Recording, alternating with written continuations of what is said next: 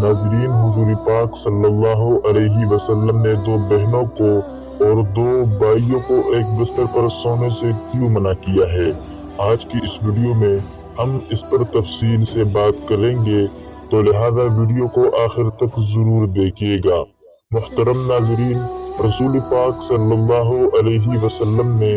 زندگی کے ہر پہلو میں ہماری رہنمائی کی ہے اور ایک کامیاب زندگی گزارنے کا طریقہ سکھایا ہے۔ اب ہم اپنی موضوع کی طرف آتے ہیں کہ حضور پاک صلی اللہ علیہ وسلم نے دو بھائیوں یا بہنوں کو ایک بستر پر سونے سے کیوں منع کیا ہے؟ ناظرین، اسلام انتہائی صاف ستھرا اور پاکیزہ دین ہے۔ اس کے احکامات انتہائی عمدہ، تقوی، خوف باری تعالی اور پاکیزگی پر مبنی ہے۔ اسلام جہاں ظاہری گندگی سے بچنے کی تلقین کرتا ہے، اس کے ساتھ ساتھ ایسے انتظامات مسلم معاشرے کو دیتا ہے جس سے ہر فرد کی روحانی تربیت بھی ہوتی ہے۔ اسلام نے والدین کے لیے جہاں انہیں خود گناہ کے کاموں سے بچنے کی تلقین کی ہے، وہاں پر ان کے بچوں کے لیے بھی احکامات صادر فرمائے ہیں۔ حضرت عبداللہ بن عمر رضی اللہ عنہ بیان کرتے ہیں کہ نبی پاک صلی اللہ علیہ وسلم نے ارشاد فرمایا،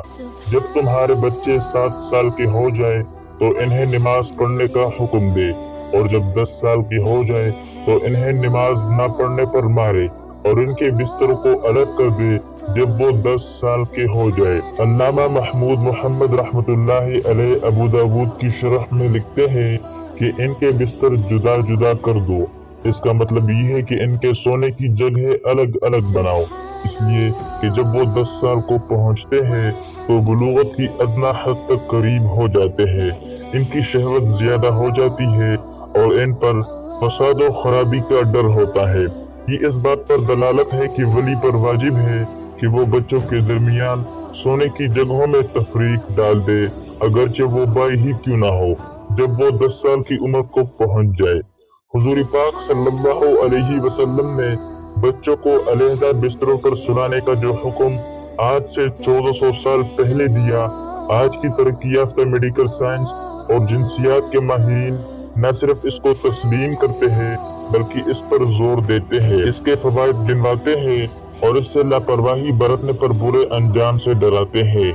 کتاب اپنے بچوں کو جنسیات سے آگاہ کرو، جس کو انجمن معائنہ اطفال امریکہ نے تیار کیا ہے، کہتے ہیں کہ ضروری ہے کہ بچوں کو ایک بستر پر نہ سونے دیا جائے، اور بہتر تو یہ ہے کہ انہیں ایک کمرے میں بھی سلا نہ دیا جائے، کیونکہ جو بچے متواتر ایک بستر پر سوتے ہیں، ان کے اندر رگڑ اور جسمانی ملاپ کا مرض رونما ہوتا ہے، اور رفتہ رفتہ یہ بچے جنسی کھیل کھیلنے لگتے ہیں۔ سونے کے کمرے میں ماں باپ کے ساتھ ساتھ بچوں کا سونا بھی کسی صورت حکمت اور دانائی سے خالی نہیں ہے، کیونکہ بچے بظاہر سوئے ہوئے نظر آتے ہیں لیکن حقیقت میں وہ جاگتے ہوتے ہیں۔ 2-3 سال کے بچوں کا بھی عام طور پر یہی حال ہے۔ ایسے بچے اپنے ماں باپ کو جنسی ملاپ کی حالت میں بیدار ہوتے ہی دیکھ کر ڈر جاتے ہیں، اور اکثر ان کا برا حال ہوتا ہے۔ بسا اوقات ایسا بھی ہوتا ہے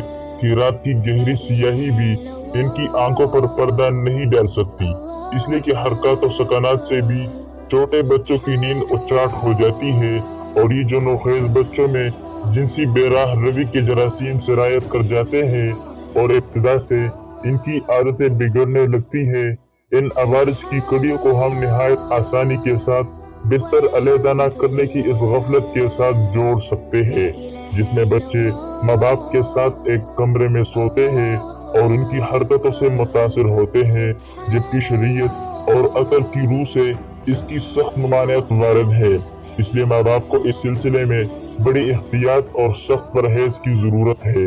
علامہ مناوی جامع الصغیر کی شرح میں لکھتے ہیں کہ جب تمہاری اولاد 10 برس کی عمر کو پہنچ جائے تو ان کے وہ بستر جہاں وہ سوتے ہیں جدا جدا کر دو، شہوت کی مصیبتوں سے ڈرتے ہوئے، اگرچہ 2 بہنیں ہی کیوں نہ ہو۔ اس طرح ایک روایت میں حضور پاک صلی اللہ علیہ وسلم نے ارشاد فرمایا کہ مرد مرد کے سطر کی طرف نہ دیکھے اور نہ ہی عورت औरत के सतर की तरफ देखे और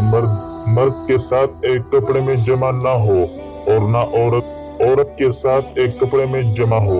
इसमें भी ये हिकमत पेश नजर है कि मर्द और जन बुराई से महफूज रहे और अपने आप को गुनाहों से बचाए रखे, क्योंकि जब खलवत और एक ही बिस्तर में उन्हें सोने की जगह मिले तो शैतानियत का दरवाजा खुलने में देर नहीं लगती। शरीयत इस्लामिया ने इस दरवाजे को बंद करने के लिए ये तालीम दी है कि 10 साल जो शऊरी उम्र की इब्तिदा होती है, इससे ही ये पाबंदी आयद कर दी जाए ताकि बुराई के रास्ते मसदूद हो जाए। इसलिए हमें इस बात की तरफ खुसूसी तवज्जो देनी चाहिए और अपने बच्चों को इस्लामी तालीमात से हमकिनार करने के लिए पूरी मेहनत और तगो दो से काम लेना चाहिए।